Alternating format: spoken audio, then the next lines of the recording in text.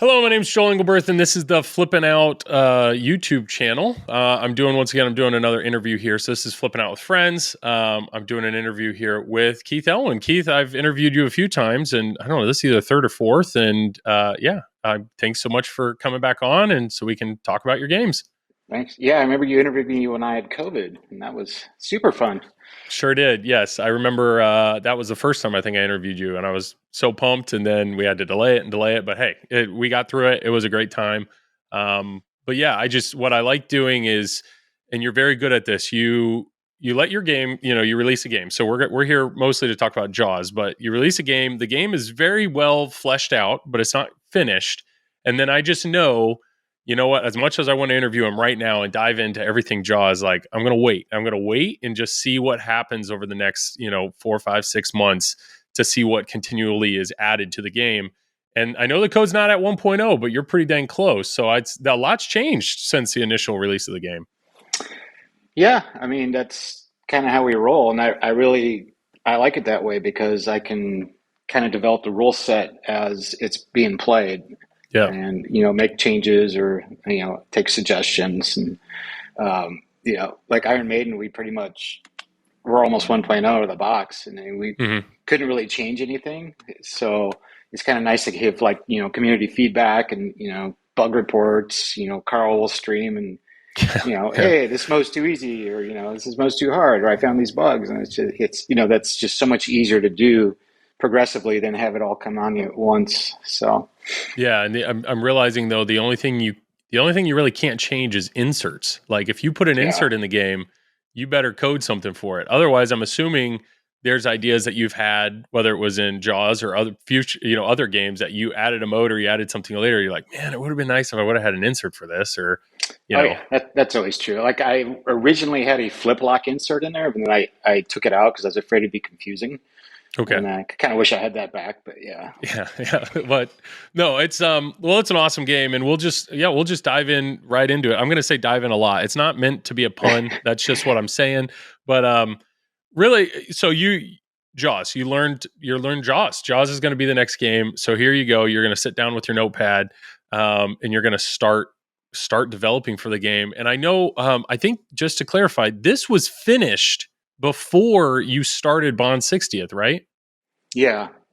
Yeah, Obviously not the rule set. I yeah. just finished writing the Grand Wizard mode for it like a couple weeks ago. So, Okay. but the layout and everything was done, and I had some downtime, and then yeah, I threw my hat in the ring for Bond 60th. So that was a nice little diversion for a while, and then Yeah. back to it.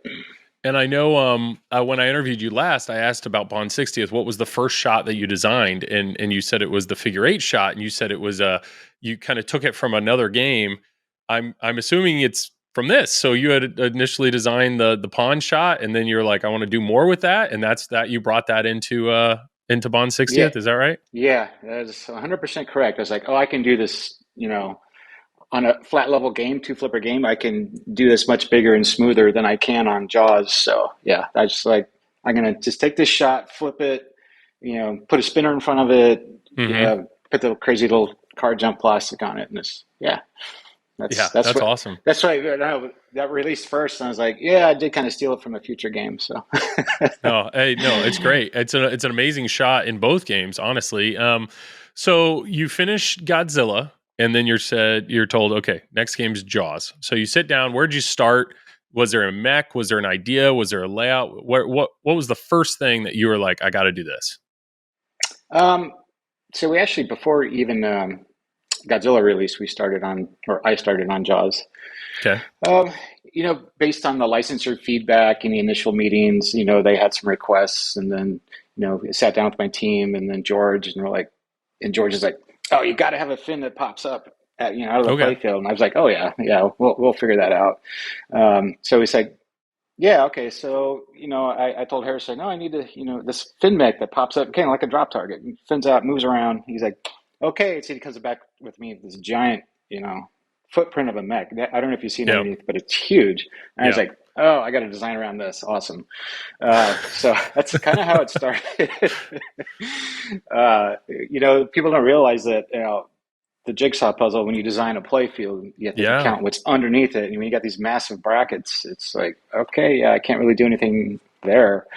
So Hmm. that's when we incorporated the whole chumline plastic into the mech, since we couldn't really put inserts in. In So that that's area, how yeah. that yeah, that's how that developed. And then we I wanted to do okay, so the play field is the beach, the shark is under the water, the boat is on Hmm. top of the water. So it's like we got to have an upper play field, and it's got to be got to be the orca. So I actually, like, the first couple iterations I did, the entire upper play field was kind of boat shaped, Okay. but it was taking up way too much space, and that the shape was just yeah, wasn't that fun. So it's like, all right, I'm going to take the orca, I'm going to cut it in half, just use the bottom half, Yep. put one little flipper on there with, quick entry exit shots. You're not going to be up there very long. And yeah, that was born. And actually, we made zero changes from Whitewood 1 all the way to the end on that geometry, because it was just, yeah, this is right. It feels right. On the upper playfield geometry, that is? Yeah. Yeah, yeah. Nice. So, okay, that's interesting because I know when I interviewed you about Godzilla, you were like, you had this shot layout in your head, and I know you had brought in the Magna Grab mech from Avengers because it didn't make it into Avengers, so you knew you wanted to put that in there. But at that time, you were like, "Yeah, I made a layout, and I just knew something's going to go here and something's going to go there." Well, this game, it's kind of the opposite. You're saying we had the Finn mech, okay, I got to design around that. I got to get an upper play field. So now all of a sudden you're swapping or flip flopping on your design constraints. Yeah. Well, with Godzilla, I pretty much knew I wanted to have a big collapsing building. So I just kind Hmm. of bookmarked that out in the CAD. Here's a 3 by 3 something. Sure. Something cool is going to happen here. And then the Mecha Godzilla shield Yeah. I kind of envisioned that from the beginning. After I watched it, and he's spinning his head, and the shield comes up, I was like, oh yeah, I got to put some kind of a rotating shield on there. And so I came up with the rotating jump ramp with the targets on it, and we were, it would jump up, it would hit Mecha Godzilla, and I was just like, this is kind of boring. So I went back to Harrison. He's like, "Can we put a spinner or something on this? Because this isn't Nice. that fun." And then he's like, "Yeah, yeah, sure." We put a spinner on. I was like, "Oh yeah, this is way better." He's I like, "This think makes that's more a sense, and that makes way more sense in how you're powering them up and everything, rather than you're just sitting there bashing them. 2 more bashes, one more bash. yeah. I think I think that's a really good rule of thumb to live by. If there's a shot in pinball that's boring, just throw a spinner on it. Just throw a spinner on it. That's not going to hurt anybody. More spinners, No, all the spinners. Yeah. no, and it's a Um, big fat spinner too, and it oh yeah. spins great. So okay, so you got the upper playfield in the upper left. You got you knew you're going to have the fin mech, the chumline mech somewhere in the middle.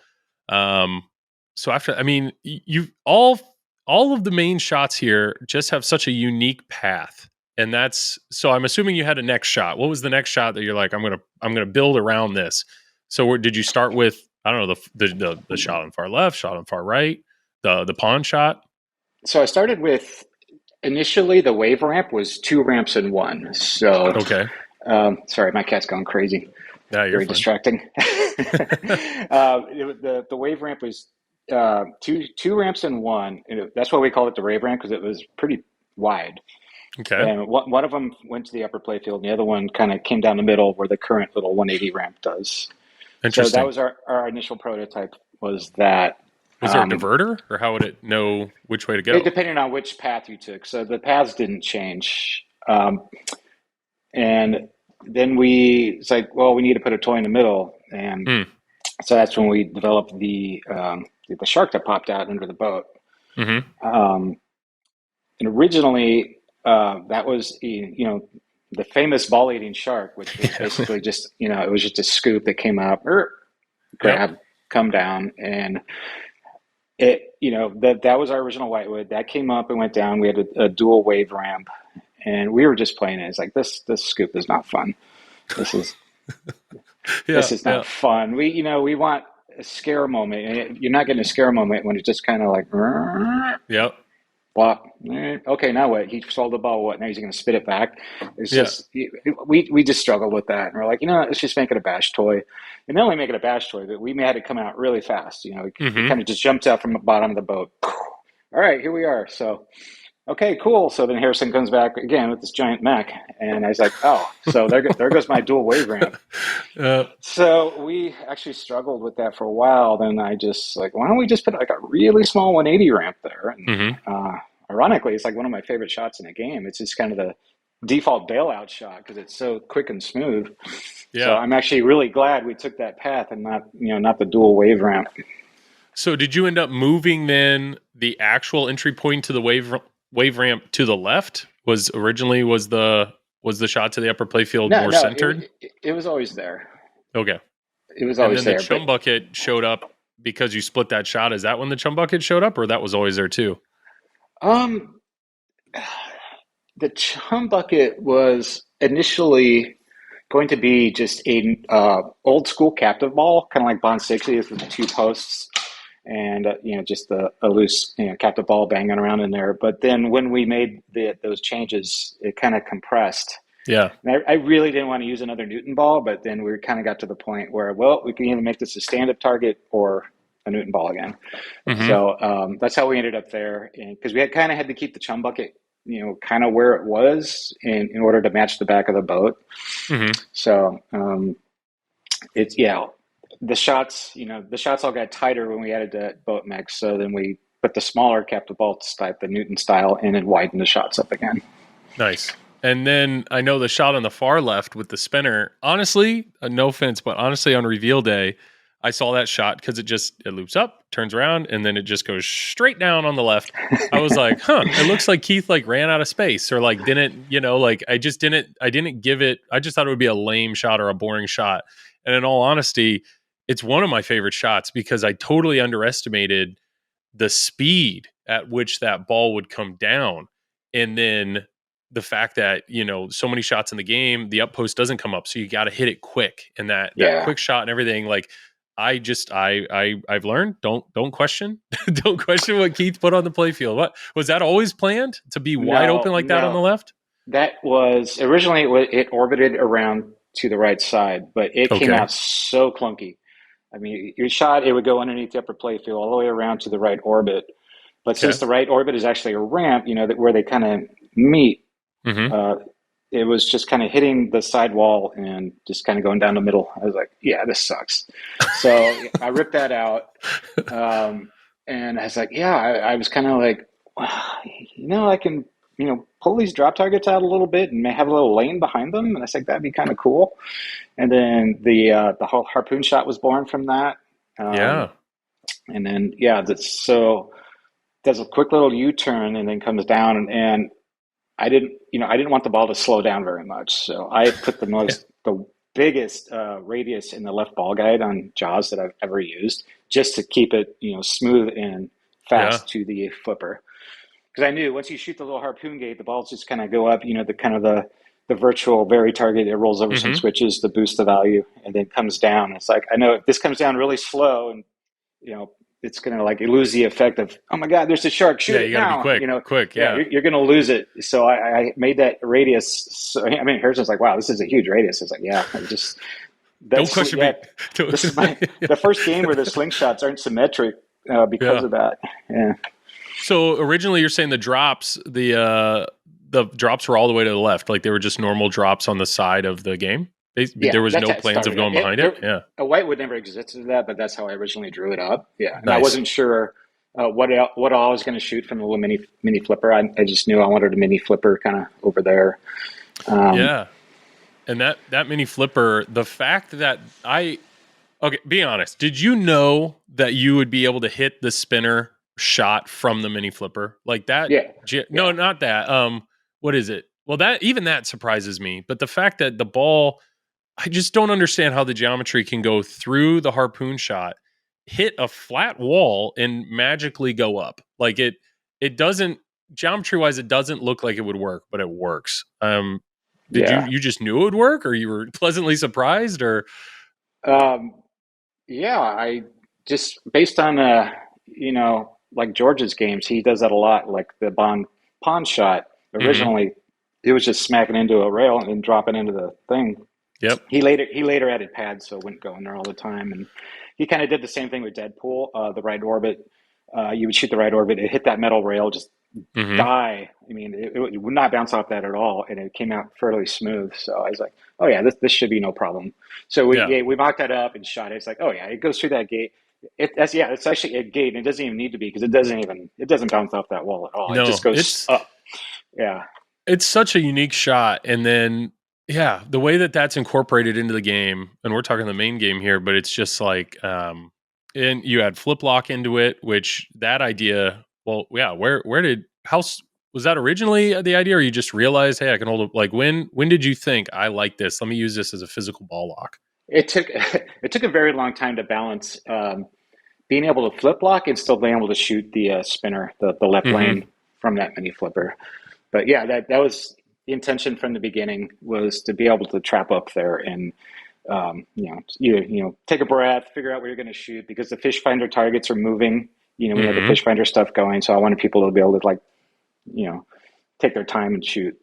So, and then the flip block was born. It was like I found myself in multi ball, just trying to get balls in there and holding it and staging it. And I was like, you know what? Yeah. It'd be kind of cool if you could just hit a button and it would just do it for you. Yeah. So I talked to Elizabeth, and she's like, "Oh yeah, that sounds awesome. I'll do it." And then yeah, that's where that was born. And then, like I said, it's like I had this insert for it and everything, and I was just like, "People are gonna look at that. What's that?" I was just scared. I was scared Yeah. because it'd be something weird on there. So I just changed Well, it.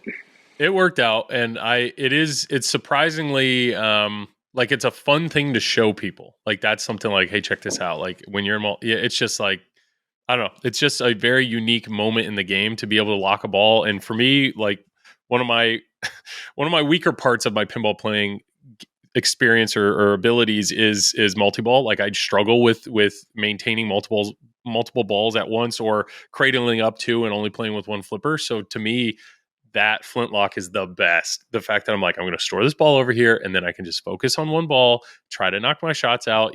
I really like it a lot. Yeah. See, But it's yeah, important on Jaws because there's no place to park a ball in that game. Games with like pop bumpers, you can yeah, park a ball in the pop bumpers, you can park it in a scoop. This has none of that.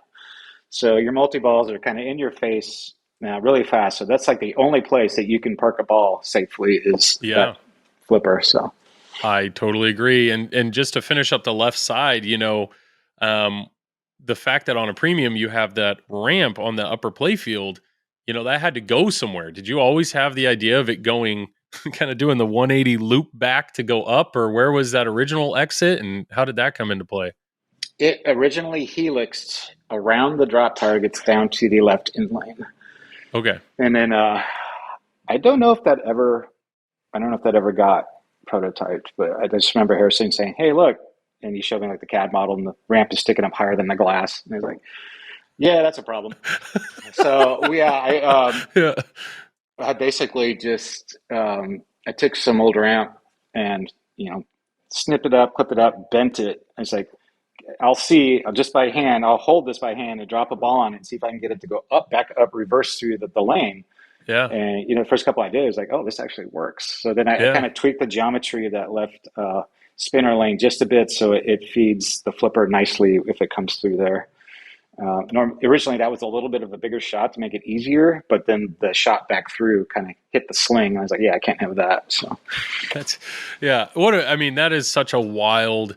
I know when I've streamed it or I've drawn it on the telestrator, it's like the fact that from the right flipper, the wave ramp alone is such a unique geometry, and then the way the ball S's or squiggles on the upper playfield to slow it down, and then to go up and around that around that ramp, and then up the. I mean, it's such what a strange and crazy long ball path, and yeah, yeah, yeah, it's fun, 'cause especially when you can barely make it up there, and then it starts picking up speed and comes around and whips around back down to your flipper. It's yeah. probably one of the longer shots in pinball before seeing another flipper.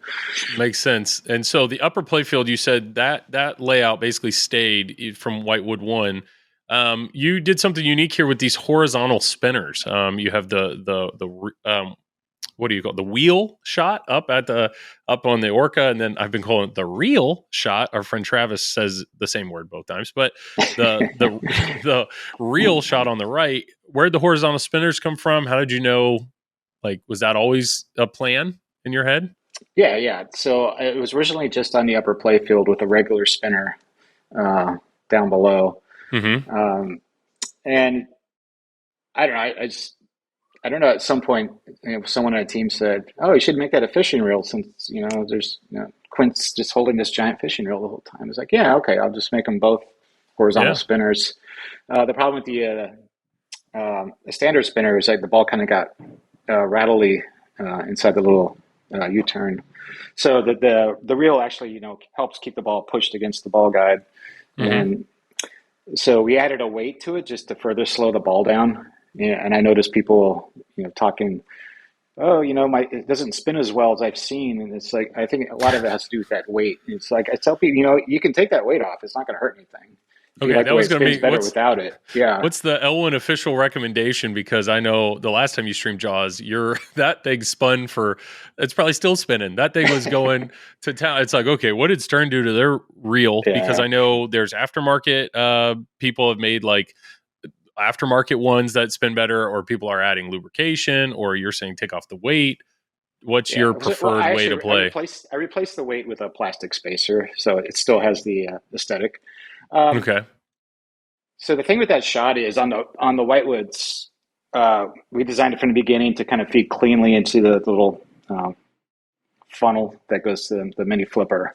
And what we're The spot noticing behind the as pot. Yeah. yeah, over time as the playfield starts to break in, starts to get dirty, whatever, that it was starting to hit the pop, and it was starting to get worse and worse and hitting the pop.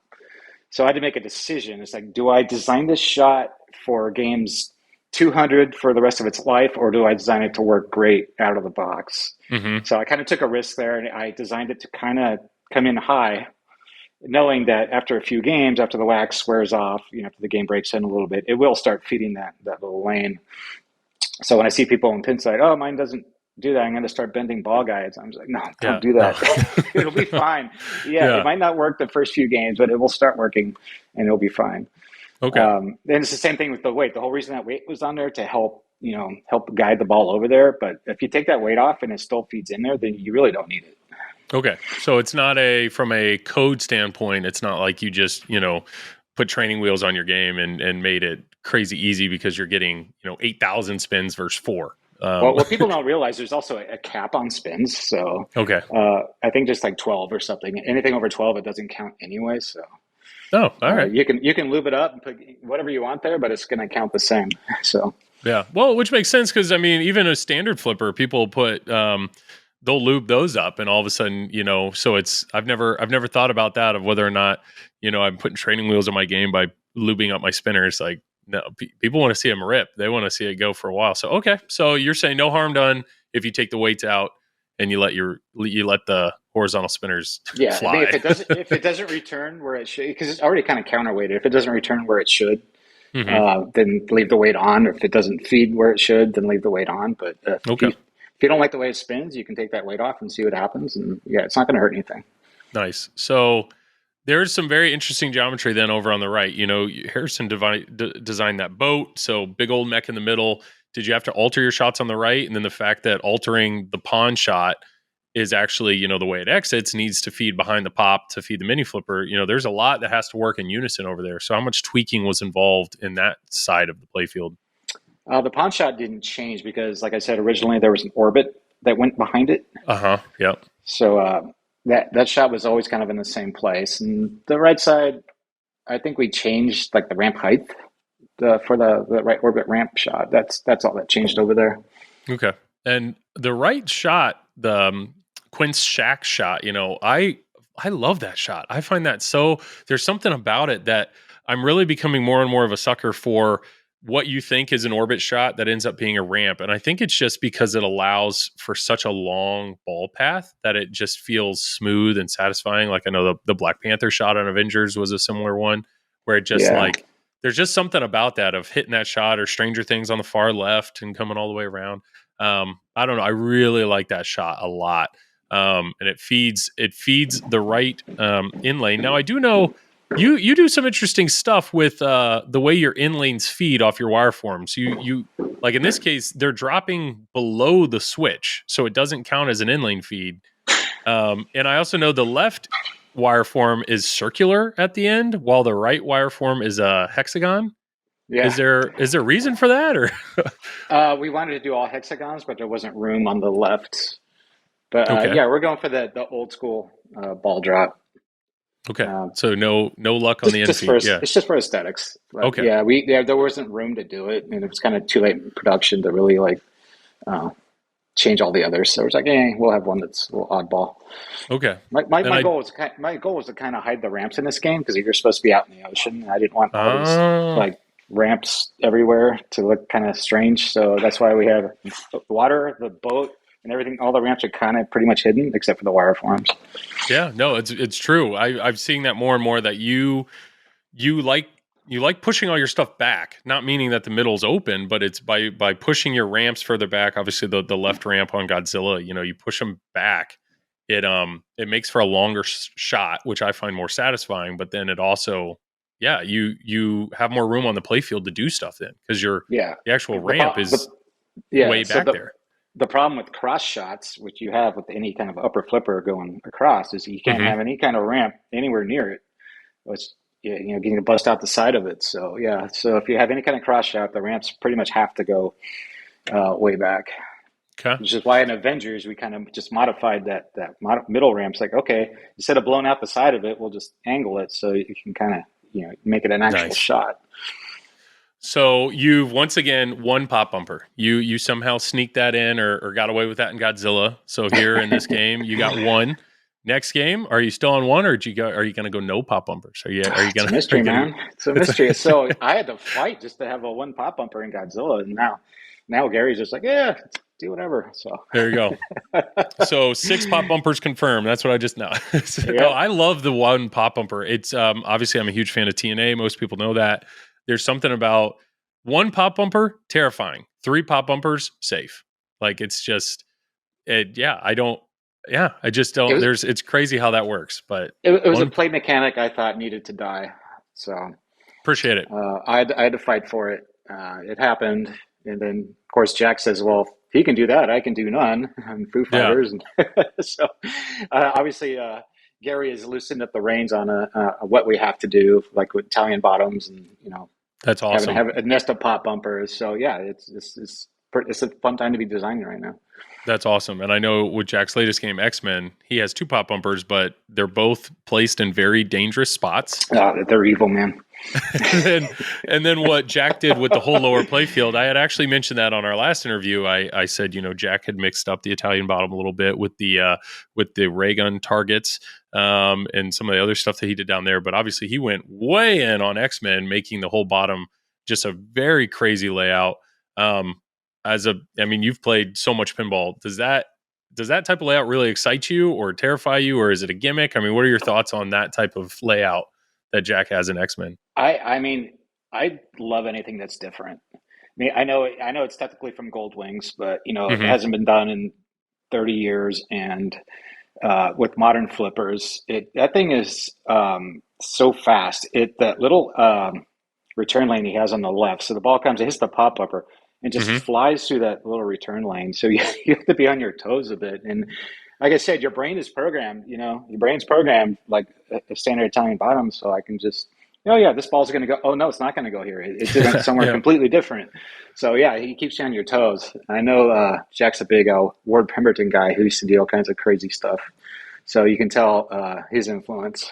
No, it's really it's surprising the more that I've played and friends and family play the game. A typical fan layout, there is something very nice about it. Obviously, I have Cactus Canyon behind me. There is something very nice about it because of the number of shots you can have. It's very easy to understand or explain. But do I want all my games to be a fan layout? No. And No, that's yeah, where that uniqueness. I really like how much your games bring in side to side shots that are very important and terrifying. And then the ramps, the fact that your ramps never feel like they're in the way, so it feels like you allow more on the playfield.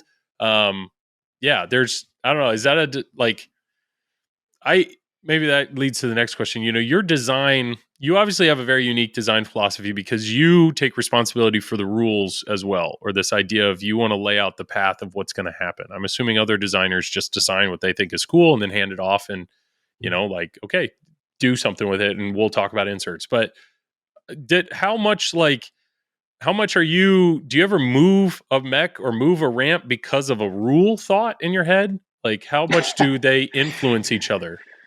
Uh, I don't think I have, no. Okay. I'll have what I call the skeleton rules. I'll be one of the first things I do. Okay, like in Godzilla, I knew, okay, I'm gonna have this rotating shield on Mecha Godzilla, and I'm gonna have this collapsing building. The magnet grab, which is actually the first thing that I put in there. This is, Godzilla magnetizes in one of the movies, and everything comes towards him. It's like, yeah, I'm gonna do that, and then drop it down to a flipper for a shot. So Yeah. those are all things that I kind of designed the game around those. But like minor rules, I wouldn't like change any geometry for a minor rule.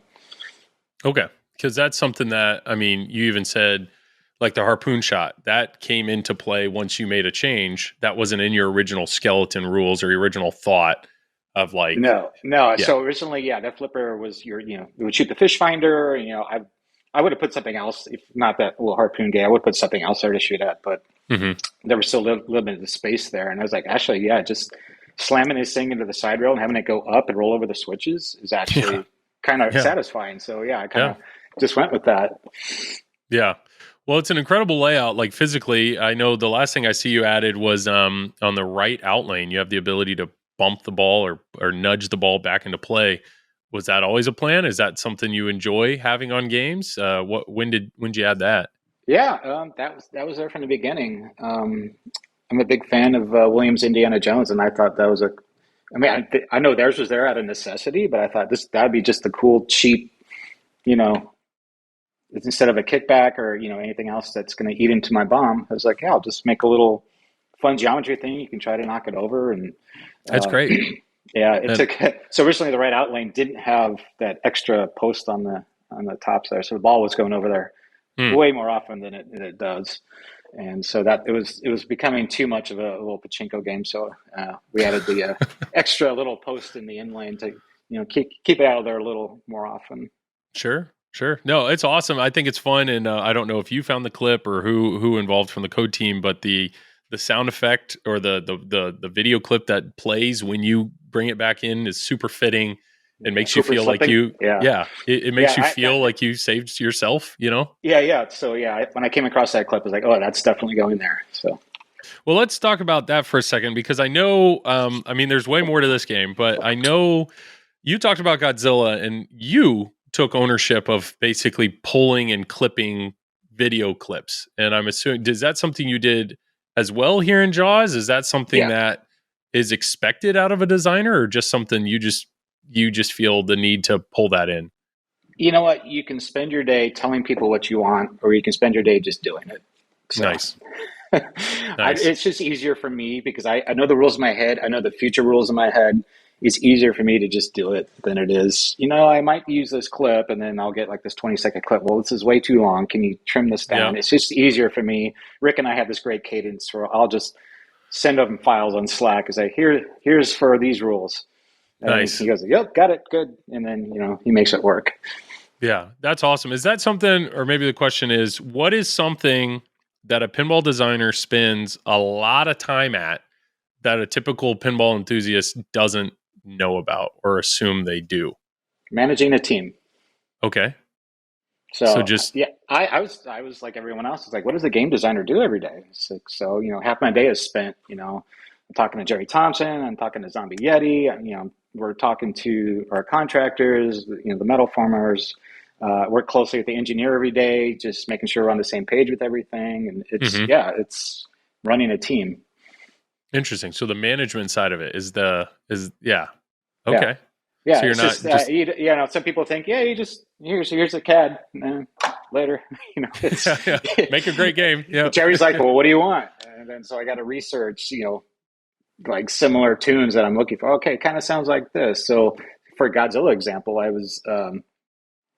I used to get really heavy into Quake 2 back in Hmm. the 90s, and I loved that soundtrack. So I said that to Jerry. It's like, this is kind of what I'm looking for since we have um, with the Blue Oyster Cult song. So it's like, it's kind of looking rock vibe, maybe not this hard, but maybe a little softer, but kind of this, kind of sound I'm Hmm. looking for. And, he delivered all the Godzilla music. And, it's just, yeah, every day it's just something different. Yeah. Okay. So you had mentioned the Blue Oyster Cult. So that's a licensed song. Um, I don't, maybe you can clarify some just licensing questions that I have. But so for example, in Jaws, you have what's his name, Richard. The you Dreyfuss. have yes, you have voice call outs directly from him. Is that a decision? Is that something that you decided I want this, or like is that something that you're just told we're going to get that? And by having somebody like that, does that affect your bomb? Does it affect what's physically in the game based on what licensing you do or do not get? I don't believe so, but in this case, I mean, he was the only actor left alive, so it was pretty easy call. Hmm. Um, we that was just decided early on that we would try to get him. You know, from Okay. everyone, George on up, we're like, yeah, we got to try to get him. Okay. Because I've always been curious if there is any sort of correlation between what's visibly in the game, as in what's on the screen, or the audio in the game, or whether or not it correlates to what's on the playfield. So I don't like that's the Yeah, did that's kind George of say, above my "Hey, pay. That's above my pay above grade. your You know, pay"? if Okay. they come back and tell me, no, we can't do this actor, then I'll assume no, it's yeah, we Yeah, can't you do can it. get So Richard Dreyfuss, but you're going to have to pull out that spinner. Then yeah, that's a no, tough call. Yeah. that's never Okay. happened. No. Okay. Okay. Cool. Yeah. So you have, I know just code wise in the game. I've streamed it multiple times. I've had Elizabeth Gieske on the stream. She is awesome. She is an awesome addition to Stern. You know that. And just seeing that, what's cool is it's clear that you've given her some freedom in certain modes. Like go ahead and write like scars. She wrote scars. So I don't know. What's your view on modes or empowering other people on your team to kind of take something and run with it? Yeah, so I had all the other modes written except for scars. We actually didn't even know what we were going to call it. It was just okay. Here's Okay. the center ramp mode, uh, and I was busy doing I don't know what I was doing, but I told her, hey, if you could think of something for here, go for it. And then she finally watched the movie. She hadn't watched the movie before she started. I said, Okay. well, you really need to watch the movie, then come back and tell me what we should do here. And she's like, yeah, the whole thing where they're comparing scars, that's pretty cool. And I was like, okay, go for it. Nice. Yeah, I let her run loose on the topper mode as well. Hmm. Um, yeah, so it's having trust in your team. It's something, and I knew just from talking to her, just from working with her, that she knows what she's doing. I don't need to coach her. I don't need to tell her what's fun and what's not fun. Hmm. So that I totally trusted her. Just take on these couple modes, and um, I'm not even worried about it. I don't need to give a whole lot of feedback. So. Yeah. No, that's awesome. And you mentioned the topper mode. There's essentially two extra modes in this game. One, we'll get to Jaws. What is it? Jaws Revenge, which is insane. But the topper mode, real quick. So the shark is broken. I know Gieske essentially explained this as when they were filming the movie, they struggled with the shark working. So let's do a behind the behind the screen here idea of, instead of playing Jaws, you're filming Jaws, and let's try to get the shark working. Was that your idea, her idea? Where did that come? You just That was all her. all her. So you said Yeah. you got the topper mode, have fun, and that was Yeah. it, Yeah. dude. That's So she awesome. came back and said, I watch these documentaries and everyone's complaining the shark's always broken. What if we, you know, do it in perspective of the film crew and they're trying to get this thing working? I was like, yeah, that sounds interesting. Go for it. So, Nice. And then the topper, I think at some point in time in some interview, you had said that Jaws might have two toppers. What happened? Was that true? What happened with that? And then was this topper? I love the topper, by the way, but what were your initial thoughts with the topper? so it's not uncommon for us to, pitch different ideas. So Okay. Harrison and I will concept, well, here's this topper A, there's this topper B, here's this topper C, then we'll pitch it to, management at Stern. Usually they'll pick one. So Hmm. uh, at the time the manual came out, we hadn't picked one yet. And somehow that ended up as two different part numbers in the manual. So everyone thought, oh, yeah, here comes a second topper. And no, Yeah. Yeah. that's not how we do it. It's not happening. But yeah, that's all that was. Yeah, and the thing about the current topper, the topper, that's awesome that I don't think people really know about is the light show. Like the light show is super impressive on that topper, and the fact that the light show also changes based on time of day or day within. I mean, who did that? Who's the light guy? Who gets all the credit for all of that? I think Rick did a lot of that. Okay. we had Brett Rubin, one of our lamp guys, kind of gave us some bass effects. Like you saw when you're playing the 8-bit mode and the police boat comes out, you see like reflections of police sirens on the Hmm. billboard, which is really cool. Yeah, he did stuff like that. He did like the flag kind of flying during Fourth of July, but most of like the bass effects Rick did himself. Wow. So Okay. we got all these RGBs back there, and I told him, it wouldn't be cool not always if it's not always daytime because the sign is almost always white. If you make it any other color, it looks kind of weird unless it's just for an effect. So Hmm. like the sign's always going to be a bright white. So why don't we have the background just kind of affect Yeah. time of day? If we're doing a mode at night, have the background go dark, and then during attract mode and idle, we'll just see what time it is. Okay, use this scene back here. Yeah, no, it's an awesome, awesome effect. Really impressed with that, the topper when I had it here. And And I'll tell you, if I ever get Jaws, which it's right there at the top of my list, I will be getting the topper yeah, without doubt. Not that only for topper. what it I'm looks sorry. like, but also Emily's mode, obviously. It that was all Harrison's idea. He's like, why don't we just have this, this cool billboard, and we'll make it so lenticular, so you can see the Hmm. graffiti, yes or no. And I was like, yeah, that sounds pretty cool. So That's awesome. Other crazy accessories. Jaws essentially introduced the speaker lights. And I'm a sucker for more lighting. I have speaker lights in every game that I can. You can see I've actually installed the Stern LE kit behind me oh, in yeah. my Godzilla. Anything that can bring more integration with the game, I'm all for. Was that your idea? Somebody on the team idea? Where did speaker lights for Jaws come from?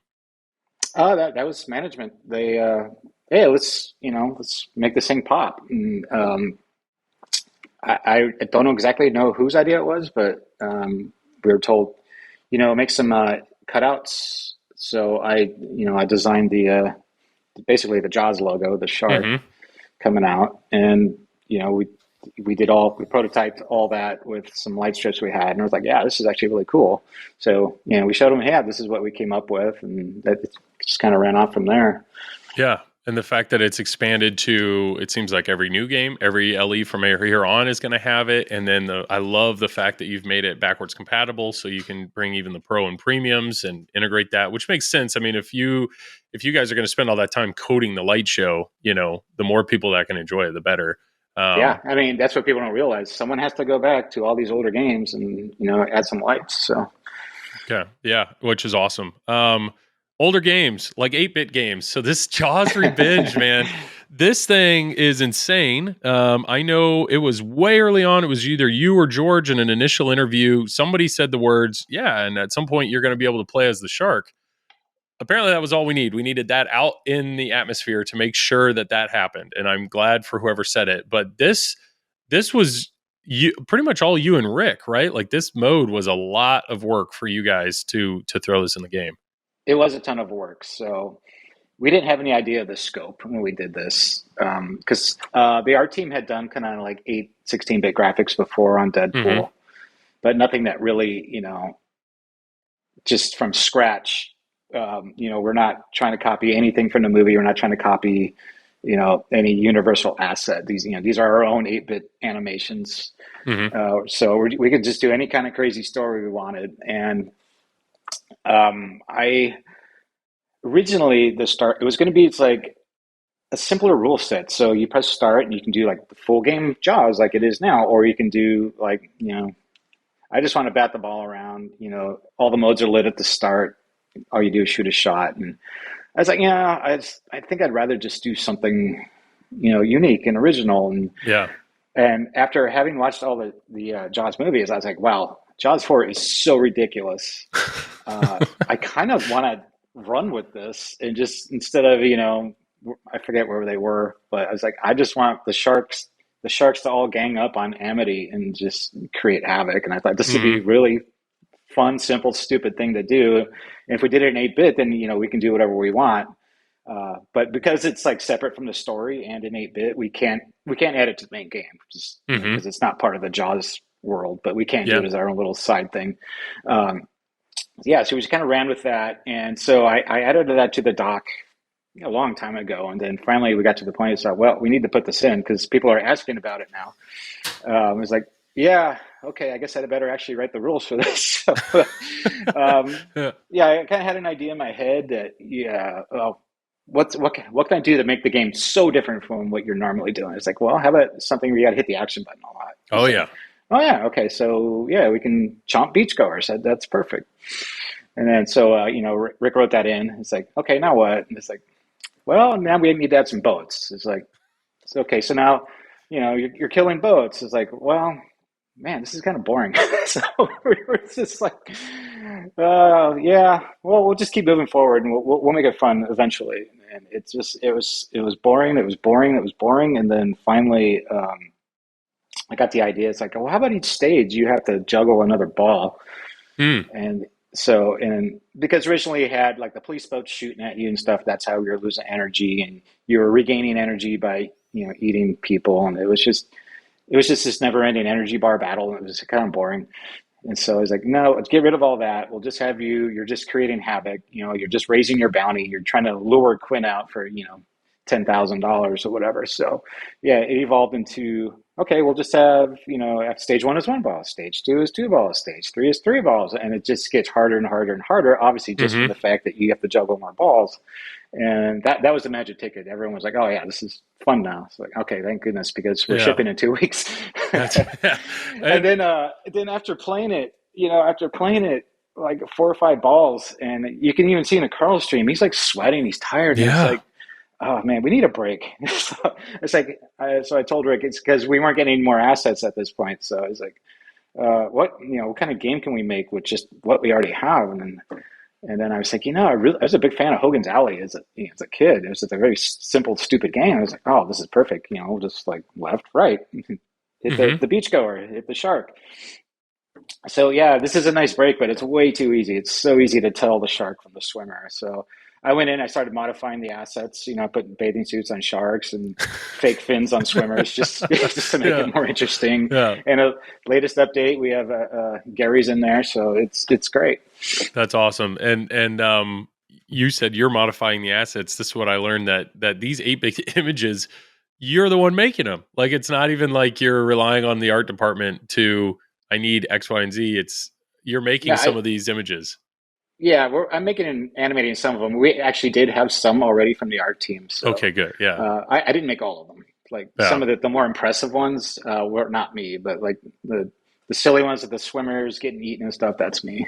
Nice. Well, I just think it's clear that your games are a passion project, and even though the game is out, even though it's released, even though I mean we're not at 1.0 code, but I know personally like if the game was done today, I'm not complaining. But it's very clear that you had said earlier, you could ask somebody to do it or you can just do it yourself. So I'm continually impressed with how much involvement you get in your game. You're not the one typing the ones and zeros to code the game, but you do a lot when it comes to everything involving one of your games.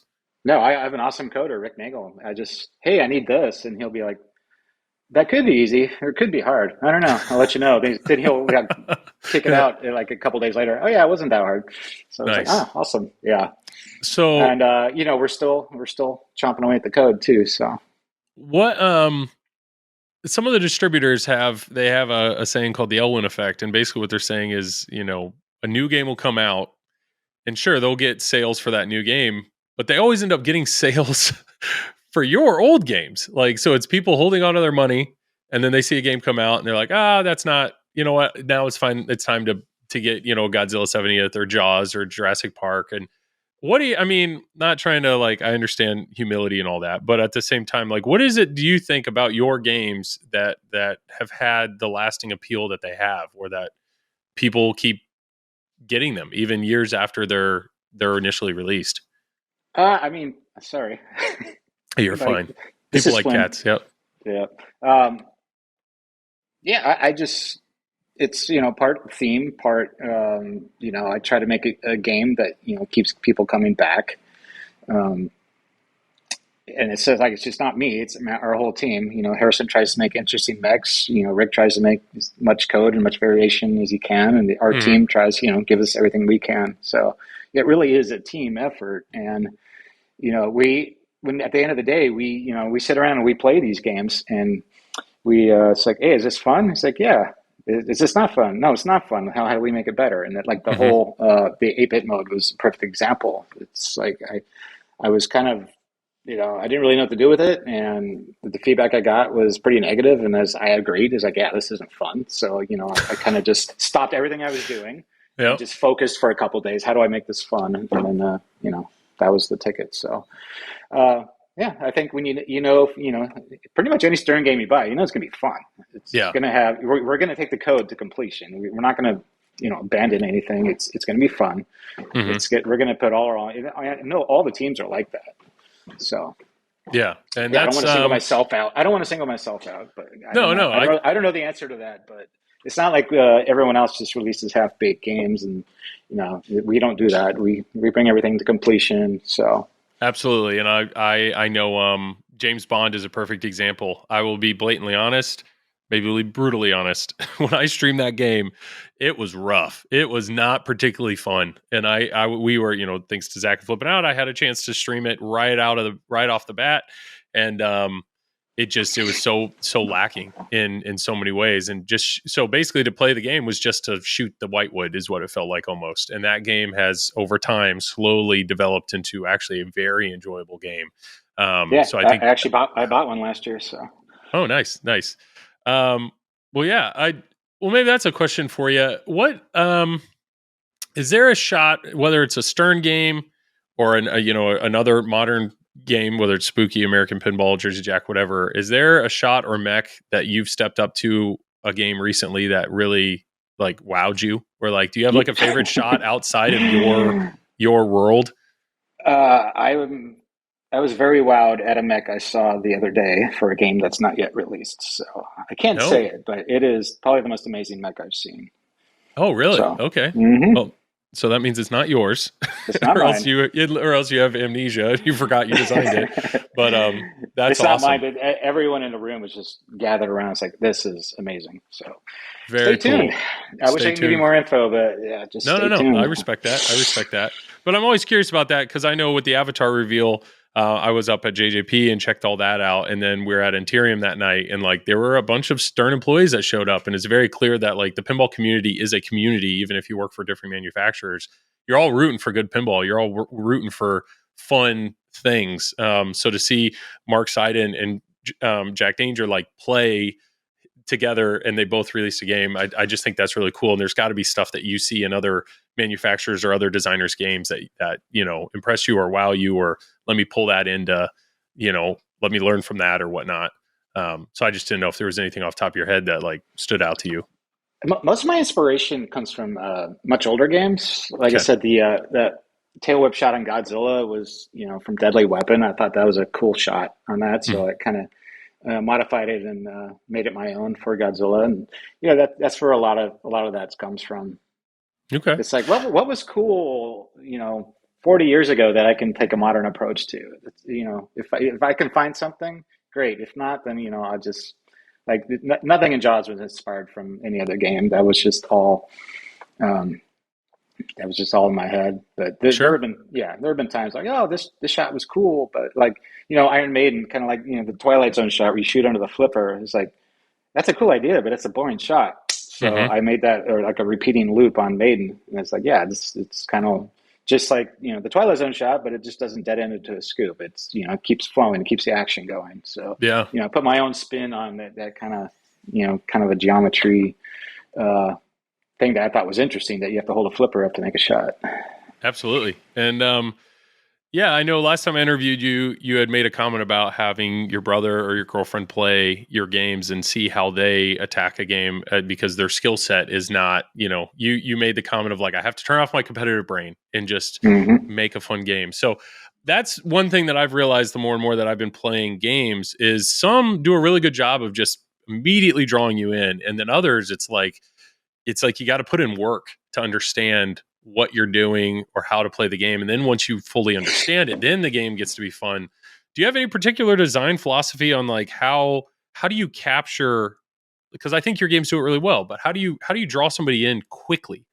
Like do you ever limit yourself or force yourself to do certain things to that you feel will hook a player quickly? Yeah, you got to put everything on your release. Everything's got to be upfront.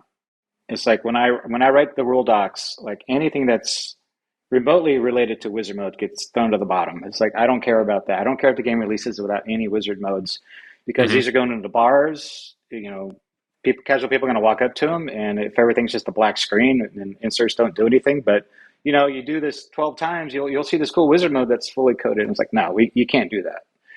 Yeah. Everything. The first 10 minutes, you're gonna win or lose someone. You know, they're gonna play for 10 minutes, and if they're bored playing the same mode over and over again, and they have to do that, you know, just keep doing that to eventually get to something that's unlocked. You can't do that for the wizard players. It's like, hey, you know what? Just trust us. Everything's coming. Hmm. Just enjoy what's in there now, and you know, if you want to wait, wait. But it'll be there. I promise.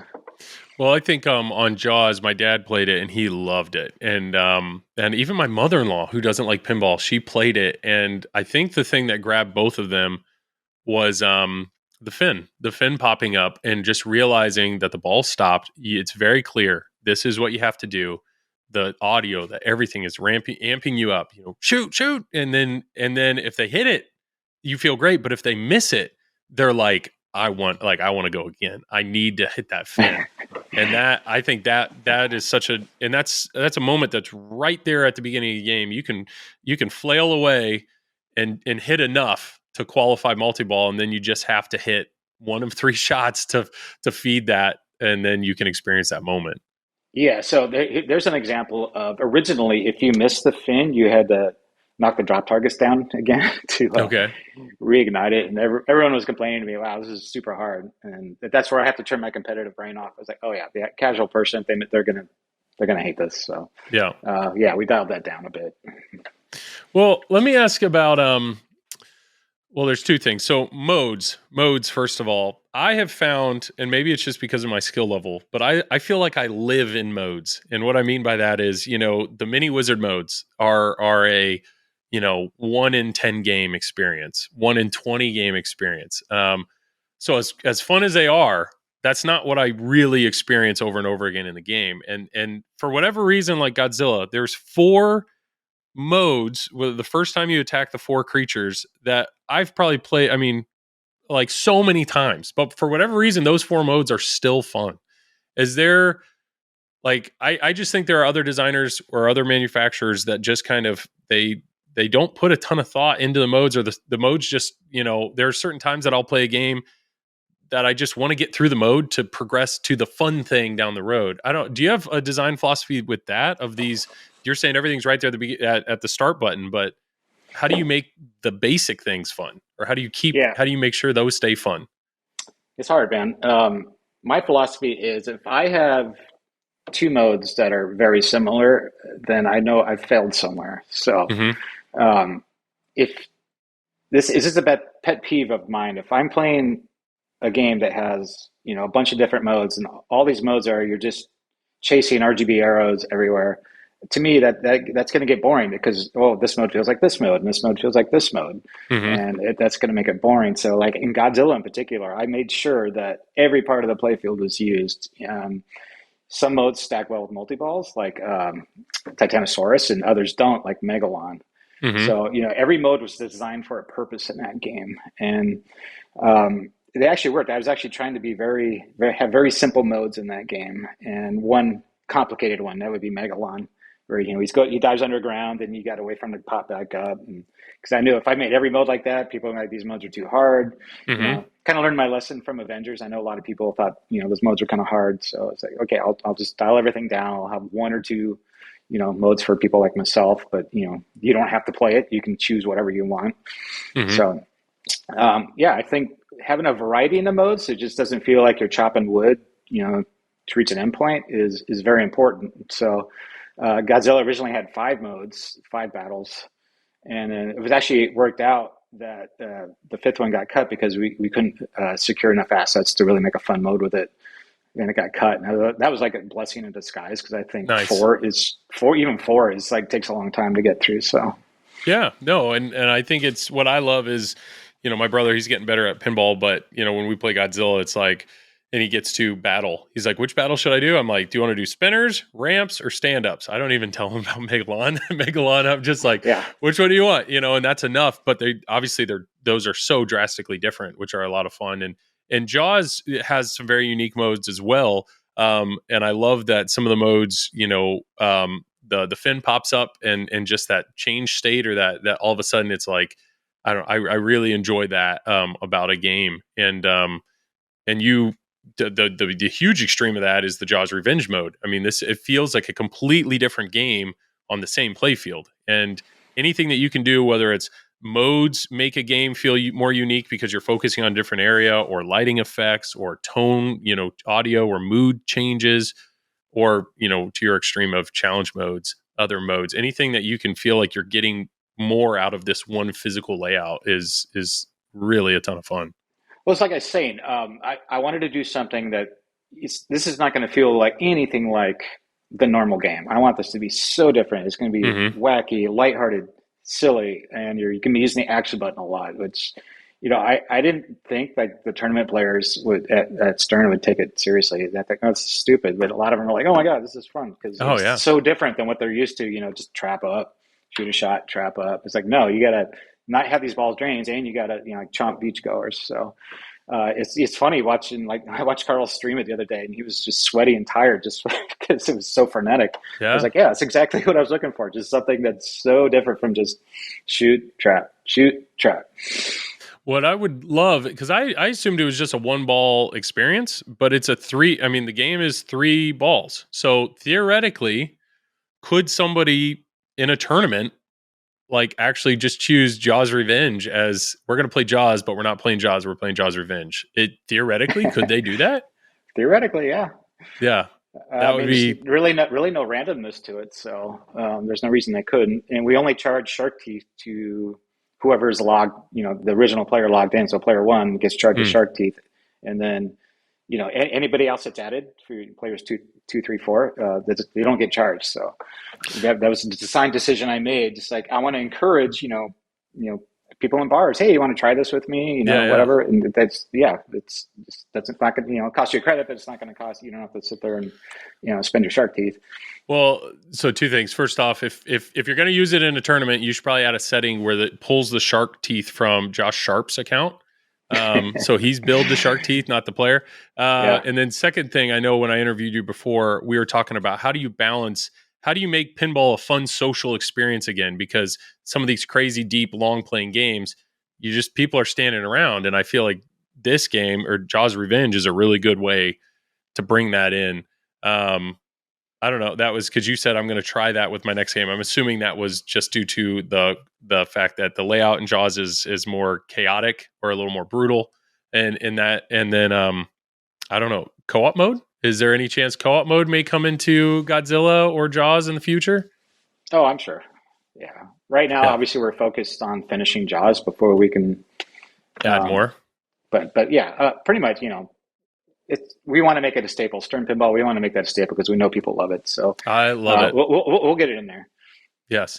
One of the last things I want to mention is, and this is something I'm learning more and more, I love modes where you are gradually collecting things. So Iron Maiden, I actually streamed Iron Maiden just a few months ago, and so I'm way late to the party here. But Cyborg Multiball, awesome. The fact that you're chipping away at all these different areas of the play field gradually over the game, I love it. And then Bounty, obviously in Jaws, same thing. Qualify Bounty, and then all of a sudden, boom, I have to focus on aiming at the pop bumper. I have to focus on collecting these things. There's something about that where you feel like you're getting progress, even if you're not focusing on it. I love that. And I don't know if you have a feeling on modes like that, but please do more. please do more of that. Yeah. So I call it the base gameplay. It's like, is there a game in the base gameplay? So Okay. like with Jurassic Park, oh yeah, the map system. This isn't a series of modes. The map system is one giant mode with a progression ladder. Mm-hmm. So it's just something you're just constantly happening in the background, whether you're trying to or not. You're going to get through these paddocks. You're going to capture the dinosaur. You're not going to capture it, but either way, you're going to be moving forward through the map. So yeah, it's important to me to have some kind of base thing that you're doing. In Avengers, your base is you're collecting the Avengers, and Godzilla, you're kind of working on destroying parts of the same city. And if you destroy all four on the in the same city, you get the big bonuses. So. Mm-hmm. Yeah, a base game is definitely important. Otherwise, you just feel like, well, I'm just lighting a mode, playing a mode. All right, light mode, play mode, light mode, play mode, mini wizard mode. Yep. Rinse, repeat. I find those games to be boring myself, so I try to have like an overarching thing that you're doing that takes you. You have no choice but to get there. Sure. Yeah, and I understand, players like the Carl D'Angelos out there that need that understandable. I got to do everything because they want to get to that ultimate wizard mode. But for Oh yeah, me, especially when I'm streaming a game and I'm going to play it for 2 hours, I love that. Which direction do I want to go? Do I want to focus on bounties? Do I want to focus on just modes? Do I want to try to fish finder? Do I want to try to work through those? It's like I love that I can steer the ship in many different directions, or it's like, you know what? Let me actually just play Jaws Revenge, or let me play The Shark is Broken. Like there's that, the fact that I can step up to the game and hit start and feel like I can go in 6-7 different directions is what pulls me back into a game for sure. yeah. I love torturing Carl. I almost always put something in my games that like no human should be able to do, just because I know he's going to try to do it. Yeah. So, we got the 900 million death blow on Iron Maiden, and some of the ultra wizard modes that they don't even have an insert because I don't want people to even bother trying. But Mm-hmm. Carl's like, I gotta get Monster He's Island got to do Madness it. on Godzilla. I gotta get it, and it's like, so have fun because you have to rely on some like random combos too. So I know that soon if he's playing a good game and he gets that random combo, I know his brain's gonna be, oh, now I gotta go He's for got to Monster go. Island Madness. Yeah. Yep. No, it's awesome. So I don't know. I don't have a Jaws in the house anymore. Hopefully, I really think that there's a very strong chance that I'm going to get one.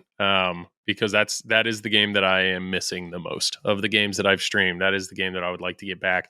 And I also know like the fact that my dad and other people have missed it as well. But insert wise, I think the only insert that's not coded in is Great White, right? So is that Correct. the only thing that's holding us back from 1.0? Or is there something else Oh that no, you want to no, no. throw in? So we have our wheel wizard mode. Right now we're working on Great White. Um, Despite what everybody thinks, it has nothing to do with catching all the other sharks because that would be way too Oh, hard. So yes. the Great White's can be its own mini wizard mode related to gear collection. So we're working on that now. Then we'll get the wheeled wizard in, and then we um, hopefully we'll have a surprise like some of my other games for Nice. That 1.0 because we sounds still we good. still have we still have assets to use. That's what's crazy. That game has a billion assets in it, and Yeah. people are still saying, "Well, where's the Widow's slap? Or where's Yeah. John's blowing up? Where it's like, where's him getting electrocuted? Yeah, no, we got a plan. We'll get Yep. there." So you're still chipping away at Jaws, and I'm assuming your next game, is that playfield done? Are you on? Oh Is yeah, that so? yeah. You're I'm done on to with the game that? after. Yeah. You're already on the physical design for the game after the next game. Yes. Jeez. Okay. And you have to manage a team. And Yeah. apparently you got to pull all the video assets from whatever you do. It's just, I like staying busy. yeah. Well, we appreciate you. We appreciate you. And I'm loving what you're doing. I'm glad that I'm glad that you're part of the industry and making games because they're slowly becoming some of my absolute favorite games. And yeah, I really appreciate you being on this and doing this again. And I don't, whenever your next game comes out, we'll just plan on a few months afterwards. We'll do it again. But is there anything else you wanna say?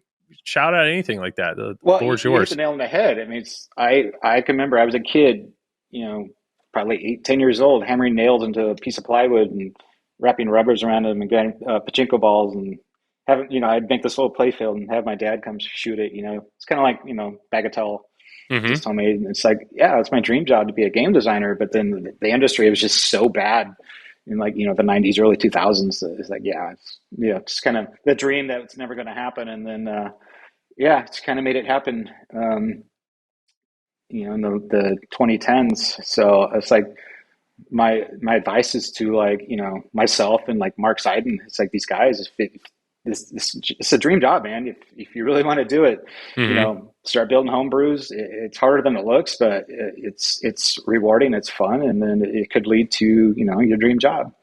Yeah.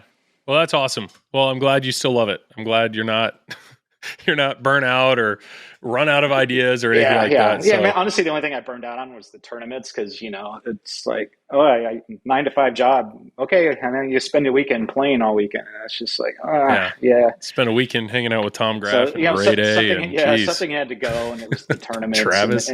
I'm fine with it. Yeah, Travis who Yeah, stands in line all day. Got to yeah. qualify. No, I'm just kidding, Travis. No, Travis is the worst. He's but, all right. Well, we'll end on that note. So thank you, Keith, so much for being on here. If you clicked on the video on YouTube, please leave a comment. Tell us what your favorite Keith game is. Tell us what he's done. Tell us what he sucks at. Let's work on let's bring him down a notch. Tell him where he needs to improve. Whatever you need, I'll forward any comment you give me. But yeah, leave a thumbs up, subscribe if you're new to the channel. But yeah, Keith, thanks so much for being on, and keep doing what you're doing. Thanks. All right. Bye, everybody.